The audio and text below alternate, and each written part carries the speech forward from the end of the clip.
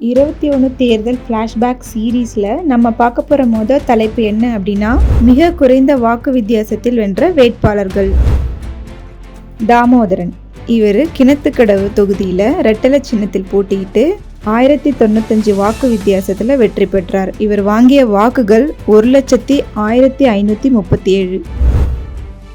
K Devaraj இவர் ஜோலார்பேட்டை தொகுதியில் உதயசூரியன் சின்னத்தில் 1091 வாக்கு வித்தியாசத்தில் வெற்றி பெற்றார். இவர் வாங்கிய வாக்குகள் 89,490. சபா ராஜேந்திரன் இவர் நெய்வேலி தொகுதியில் உதயசூரியன் சின்னத்தில் போட்டியிட்டு 977 வாக்கு வித்தியாசத்தில் வெற்றி பெற்றார். இவர் வாங்கிய வாக்குகள் 75,177.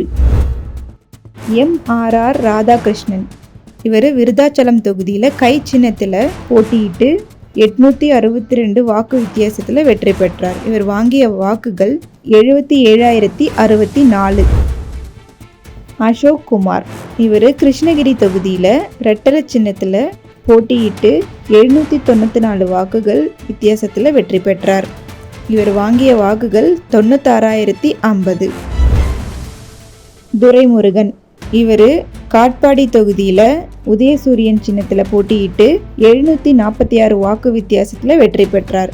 இவர் வாங்கிய வாக்குகள் 85,140. சதாசிவம் இவர் மேட்டூர் தொகுதியில் மாம்பழம் சின்னத்தில் போட்டியிட்டு 656 வாக்கு வித்தியாசத்தில் வெற்றி பெற்றார். இவர் வாங்கிய வாக்குகள் 97,055.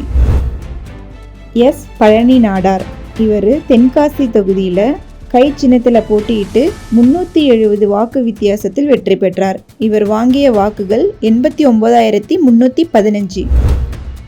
CK சரஸ்வதி இவர் மொடக்குறிச்சி தொகுதியில் தாமரை சின்னத்தில் போட்டியிட்டு 281 வாக்கு வித்தியாசத்தில் வெற்றி பெற்றார். இவர் வாங்கிய வாக்குகள் 78,125.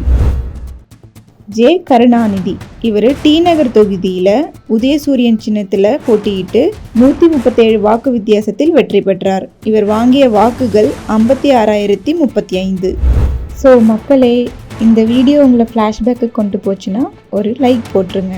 2021 ஃப்ளாஷ்பேக் சீரீஸில் வேறு என்ன டாபிக் பற்றி பேசலான்னு கமெண்ட் பண்ணுங்கள்.